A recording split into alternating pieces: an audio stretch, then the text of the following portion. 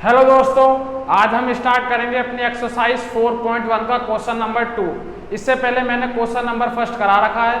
अगर आपने नहीं देखा तो उस वीडियो को जाकर देख सकते हैं, उस वीडियो का लिंक डिस्क्रिप्शन में है।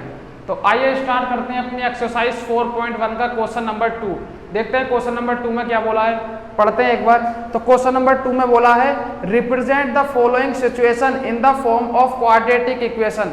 मतलब कि जो नीचे हमें सिचुएशन दे रखी है उनको हमें रिप्रेजेंट करना है, किसमें, क्वाड्रेटिक इक्वेशन बनाकर दिखा देना है। फिर सेकंड का फर्स्ट जो पार्ट है उसे पढ़ते हैं। देखो उन्होंने बोला है the area of the rectangular plot is 528 metre square. मतलब कि जो रेक्टेंगल है हमारे पास उसका एरिया दे रखा है हमें कितना, 528 मीटर स्क्वायर। फिर बोला the length of the plot is 1 more than twice its breadth. मतलब कि जो इसकी लेंथ है वो इसकी ब्रेथ की दुगने से एक ज्यादा है। बोला है ना 1 more than twice its breadth. मतलब कि जो इसकी लेंथ है वो इसकी ब्रेथ की दुगनी से एक ज्यादा है। आगे बोला है फिर we need to find the length and breadth of the plot. और हमें क्या करना है, लेंथ और ब्रेथ को फाइंड करना है। तो देखो वैसे तो ये जो एक्सरसाइज है हमारी 4.1, इसमें सिर्फ हमें बस क्वाड्रेटिक इक्वेशन बना के ही छोड़ देना है, सॉल्व नहीं करना आगे। क्योंकि सॉल्व करना तो हम अगली एक्सरसाइज में, जो हमारी आगे नेक्स्ट एक्सरसाइज आने वाली है उनमें हम जानेंगे कैसे सॉल्व करते हैं क्वाड्रेटिक इक्वेशन को। जैसे हम अलग अलग मेथड पढ़ेंगे। पहले हमारा मेथड आएगा फैक्टराइजेशन मेथड, फिर उसके बाद आएगा हमारा क्वाड्रेटिक फॉर्मूले से भी हम वो क्वाड्रेटिक इक्वेशन को सॉल्व कर देते हैं। एक आता है हमारा कंप्लीटिंग द स्क्वायर मेथड, वो भी हमारा क्वाड्रेटिक इक्वेशन को सॉल्व करने के लिए हेल्प करता है। तो बस इस वाली एक्सरसाइज में हमें क्या करना है कि क्वेश्चन को बस सिर्फ क्वाड्रेटिक इक्वेशन बना के ही छोड़ देना है। तो पढ़ते हैं, वो हमने फर्स्ट क्वेश्चन ले लेते हैं, सेकंड का फर्स्ट पार्ट। तो सेकंड के फर्स्ट पार्ट में दोबारा पढ़ते हैं एक बार। इन्होंने बोला है the area of the rectangular plot is 528 metre square. मतलब कि जो हमारे पास एक रेक्टेंगल है जिसका एरिया हमें दे रखा है कितना, 528 मीटर स्क्वायर। तो लिख लेते हैं एरिया हमें कितना दिया हुआ है, 528 मीटर स्क्वायर। उसके आगे पढ़ते हैं। फिर इन्होंने बोला the length of the plot is 1 more than twice its breadth. मतलब कि जो इसकी लेंथ है वो इसकी ब्रेथ की दुगने से एक ज्यादा है। तो पहले लेंथ और ब्रेथ को हमें लेट करना पड़ेगा। तो लेट करते हैं, let the length of the rectangular plot be X. हमने मान लिया कि इसकी जो रेक्टेंगल की जो मतलब की लेंथ है वो कितनी है, x मीटर है। सही है ना, x मीटर लिख दिया यहां, है ना। फिर उसके बाद लेट कर लेते हैं, लेट द ब्रेथ, अब की बात breadth of the rectangular plot be Y. हमने लेट कर लिया, जो रेक्टेंगल है हमारे पास उसकी लेंथ x, और जो हमारे पास वो रेक्टेंगल की जो ब्रेथ है वो कितनी है हमारे पास, y है। फिर इसके बाद इन्होंने कंडीशन क्या बोला था, उन्होंने बोला था कि जो इसकी लेंथ है ना वो इसकी ब्रेथ की दुगनी से एक ज्यादा है। तो मतलब कौन ज्यादा है, लेंथ। तो लेंथ हमने कितनी लेट कर रखी है, x। तो x किसके इक्वल होगी, इसके ब्रेथ के दुगने से एक ज्यादा।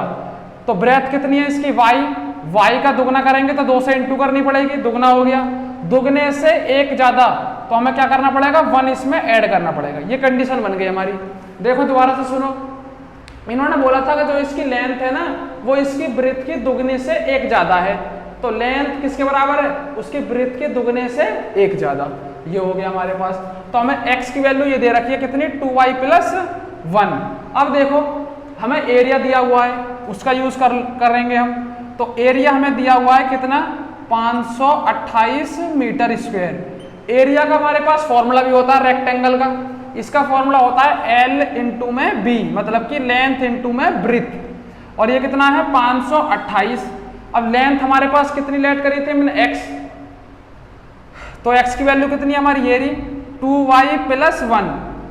हम ऐसा क्यों कर रहे हैं, वैसे तो हम ऐसे भी रख सकते हैं कि भाई लेंथ हमने x लेट करी तो यहाँ x रख दो, और ब्रेथ हमने y लेट कर रखी तो y रख दो। लेकिन जो क्वाड्रेटिक इक्वेशन होती है ना उसमें सिर्फ हम एक ही वेरिएबल का यूज करते हैं। तो इसलिए क्या हुआ, x की वैल्यू हमने निकाल रखी है कितनी, 2y + 1। तो x की जगह कितना रख दिया, 2y + 1। और ब्रेथ कितनी लेट कर रखी है हमने, y। इक्वल टू में 528 ऐसे का ऐसे ही है। अब देखो y की इंटू होगी इस ब्रैकेट के साथ, तो पहले इसकी इसके साथ होगी, फिर इसके साथ होगी। तो देखो y की इसमें करेंगे कितना हो जाएगा, ये 2y² प्लस y की 1 में होगी तो y इक्वल टू में 528। अब इसको इधर ले आओ तो 2y² प्लस का y माइनस का 528 इक्वल टू में 0। ये हमारी बन गई क्वाड्रेटिक इक्वेशन। बस हमें क्या करना है, इन सवालों में क्वाड्रेटिक इक्वेशन को बनाकर ही छोड़ देना है, क्योंकि अभी हम सॉल्व करना नहीं सीखेंगे। सॉल्व करना तो हम आगे वाली एक्सरसाइज जो आएंगी हमारी, उसमें हम सॉल्व करना सीखेंगे, कैसे हम क्वाड्रेटिक इक्वेशन को सॉल्व करते हैं। सही है ना। अब चलते हैं अपने सेकंड पार्ट पर, इसके सेकंड पार्ट पर। फर्स्ट क्वेश्चन हमारा फिनिश हो गया, सेकंड का फर्स्ट पार्ट। अब चलते हैं अपने नेक्स्ट पार्ट पर, सेकंड के सेकंड पार्ट पे। तो इसमें बोला है इन्होंने, the product of two conjugative positive integers is 306। मतलब कि दो हमारे पास कोई वो कंजुगेटिव पॉजिटिव इंटीजर्स हैं जिनका प्रोडक्ट दे रखा है हमने कितना, 306। फिर आगे बोला है इन्होंने कि भाई we need to find the integers, हमें उन इंटीजर्स को निकाल कर दिखाना है। तो पहले तो इन्होंने बोला है कंजुगेटिव इंटीजर्स। तो पहले जानते हैं कंजुगेटिव इंटीजर्स कौन से होते हैं हमारे, है ना। कंजुगेटिव इंटीजर्स, इसको हिंदी में बोलते हैं क्रमागत, मतलब कि लगातार। ऐसे दो नंबर जो लगातार हों, जैसे 5 और 6, है ना, जैसे 11 और 12, 17 और 18, ये सारे क्या हैं, ये हमारे कंजुगेटिव इंटीजर्स हैं, क्योंकि ये लगातार हैं, है ना। अब ऐसे तो मैं मान नहीं सकता कि एक 5 होगा एक 6 होगा, क्योंकि मुझे क्या पता, अभी मुझे तो ये निकालने हैं। तो मैं इनकी जर्नल फॉर्म मानूंगा कैसे, एक को मानूंगा x और एक को x + 1। ये भी तो लगातार हैं, क्यों, चेक करके देख लो। अगर मैं x = 5 रख लूँ इसमें, तो ये कितना हो जाएगा 5 और ये कितना हो जाएगा 6। तो ये दोनों आ गए ना लगातार नंबर हमारे, मतलब कि कंजुगेटिव नंबर आ गए ना, आ गए। तो हम ऐसे ही मानेंगे दोनों कंजुगेटिव नंबरों को, क्या क्या मानेंगे, एक को तो हम मानेंगे x और एक को x + 1। ये सेकंड का सेकंड पार्ट है ये, है ना। तो लेट कर लो, let the two positive integers, जो उन्होंने बोल रखे हैं पॉजिटिव इंटीजर्स, उनको मानते हैं हम। सही है। एक तो हो जाएगा हमारा x और एक हो जाएगा x + 1। इसके बाद उन्होंने बोला था कि दोनों कंजुगेटिव पॉजिटिव इंटीजर्स का अगर हम इंटू करते हैं, मतलब कि प्रोडक्ट करते हैं, तो बैठता है 306 के बराबर। तो प्रोडक्ट करवा दो इनका। पहली संख्या ये रही, x की इंटू किससे होगी, x + 1 से, और ये किसके बराबर दे रखा है हमें, 306 के। कुछ नहीं है, बस x की x में कर दो तो x² प्लस x की 1 में होगी तो x आ जाएगा, और इक्वल टू में 306। अब इसको उठाकर इधर ले आओ तो x² प्लस का x और माइनस का 306 इक्वल टू में 0। तो ये हमारी क्वाड्रेटिक इक्वेशन बन गई। और मैंने पहले बता रखा है कि इस वाली एक्सरसाइज में हम सिर्फ क्वाड्रेटिक इक्वेशन बना के ही छोड़ देना है, आगे सॉल्व नहीं करना, है ना। तो बहुत ही ज़्यादा सिंपल सवाल था ये। इन्होंने बोला था कि दो हमारे पास कोई कंजुगेटिव पॉजिटिव इंटीजर्स हैं, तो मैंने लेट कर लिए, एक x है और एक x + 1 है। फिर मुझे बोला था इन्होंने कि इनका प्रोडक्ट जो है वो 306 के बराबर है, तो इनका प्रोडक्ट कर दिया और 306 के बराबर रख दिया, कैलकुलेशन करी और आ गई हमारी क्वाड्रेटिक इक्वेशन। सही है ना। तो ये वाला जो पार्ट है हमारा, ये भी फिनिश हो चुका। चलते हैं अपने नेक्स्ट। अब सेकंड का थर्ड पार्ट पढ़ते हैं एक बार। तो सेकंड के थर्ड पार्ट में बोला है, Rohan's mother is 26 year older than him. मतलब कि जो रोहन की माँ है वो रोहन से 26 साल बड़ी हैं, 26 ईयर्स ओल्ड, मतलब कि 26 साल बड़ी हैं। फिर the product of their edges, मतलब कि इनकी एजों का जो प्रोडक्ट है ना, 3 ईयर्स फ्रॉम नाउ, मतलब कि अब से 3 साल बाद इनकी प्रोडक्ट का जो, मतलब कि इनकी एज का जो प्रोडक्ट होगा ना, वो किसके बराबर होगा, फ्रॉम नाउ विल बी 360। वो किसके बराबर होगा, 360 के। We would like to find Rohan's present age, और हमें क्या फाइंड करना है कि रोहन की प्रेजेंट एज क्या है।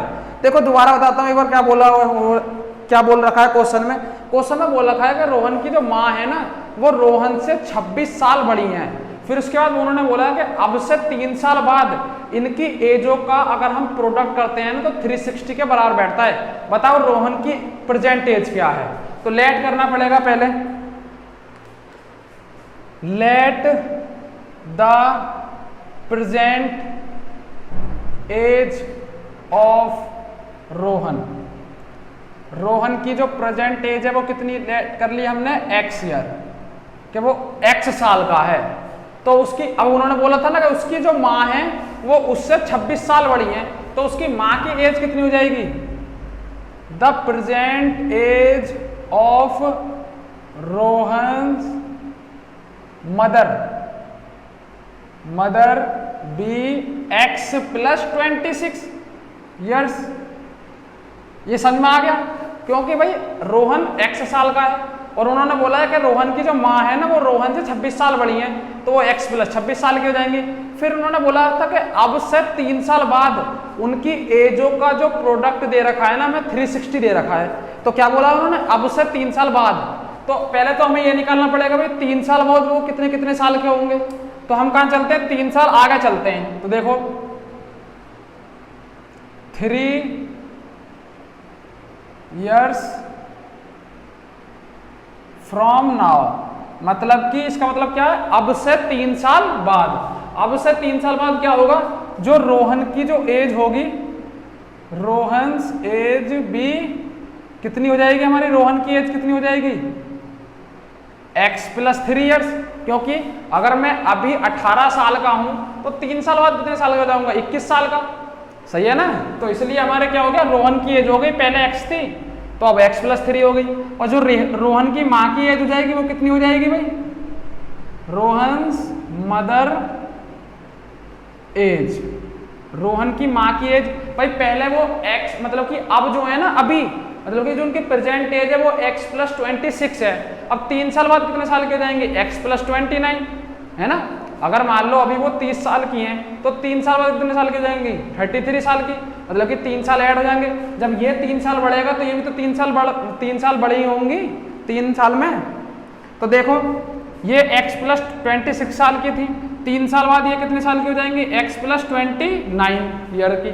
अब उन्होंने बोला था कि अब से 3 साल बाद अगर हम इनकी एजों का प्रोडक्ट करवाते हैं, तो पहले हमने इनकी 3 साल बाद की एज निकाल ली, अब इनका प्रोडक्ट करवाते हैं। तो इसकी एज कितनी है, x प्लस 3, और इनकी माँ की एज कितनी है, x प्लस 29।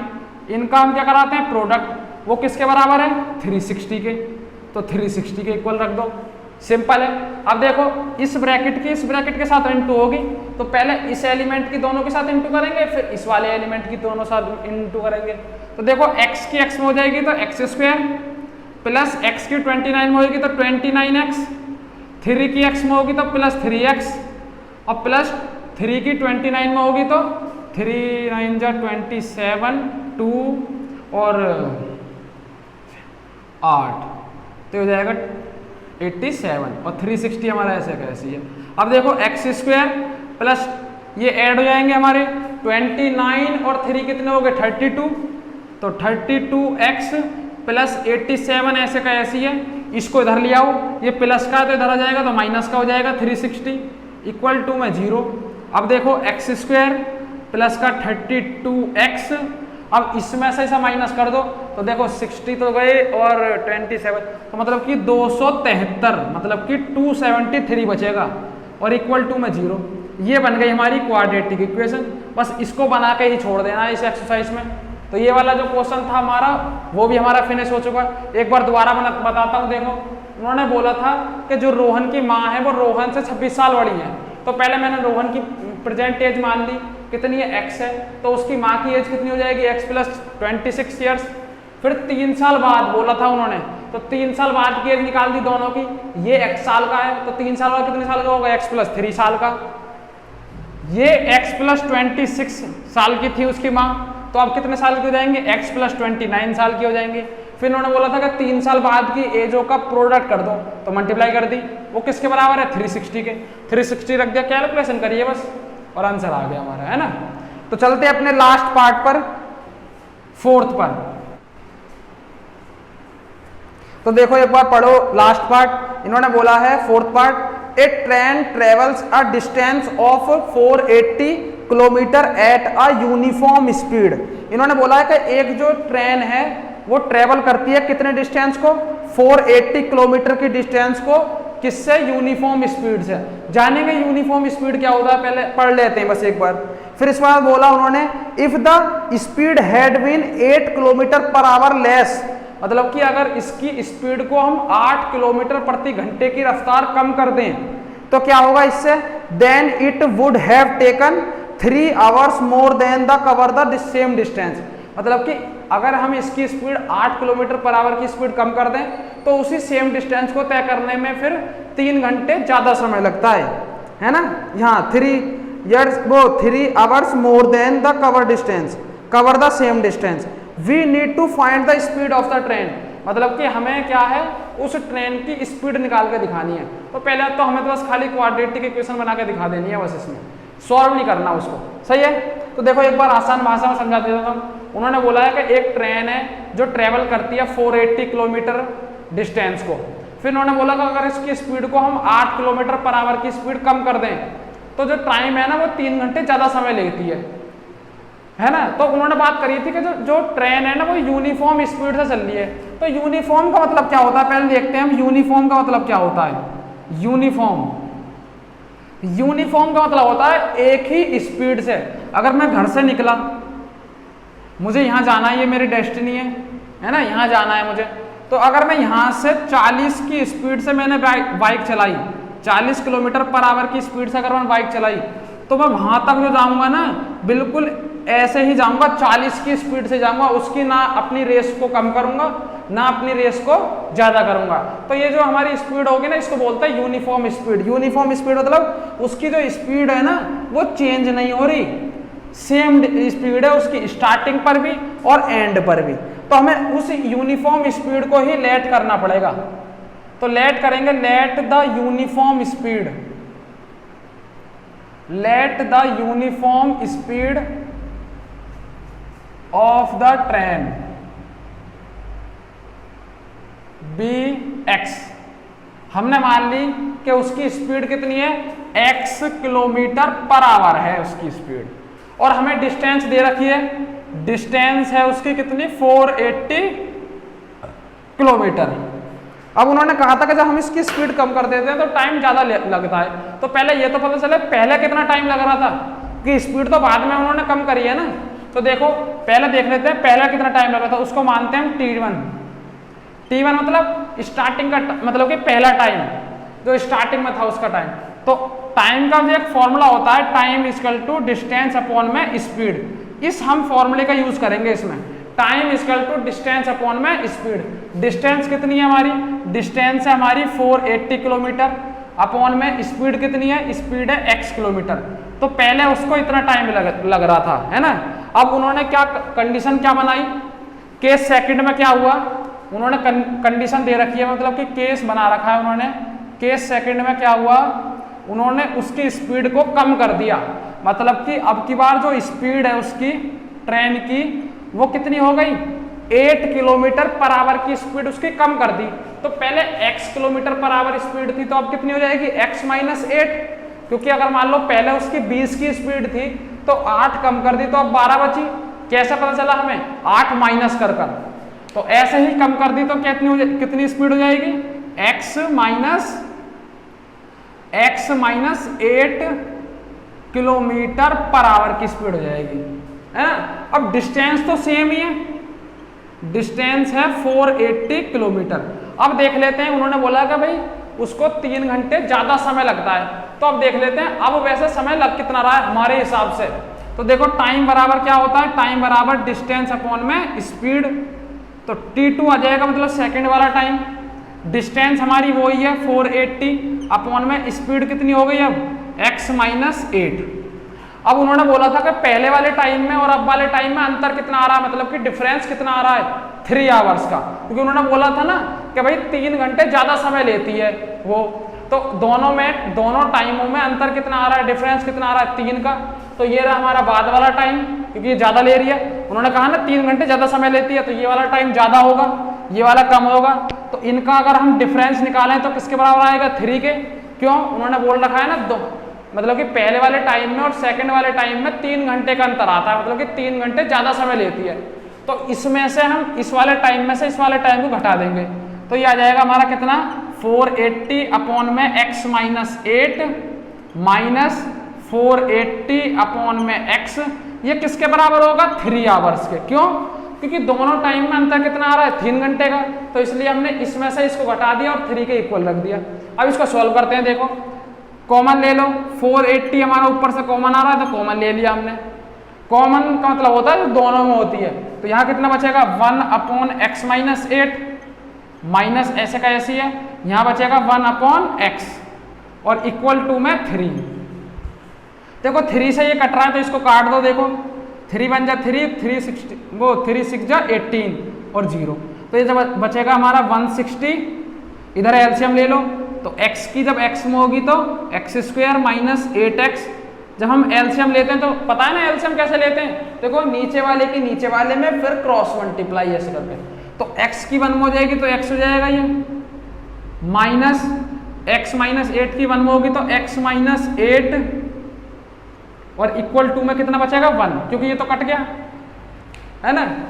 अब चलते हैं आगे। तो देखो 160 जो है इसको ऐसे ही रहने दो, दूसरा ले लेते हैं मार्कर।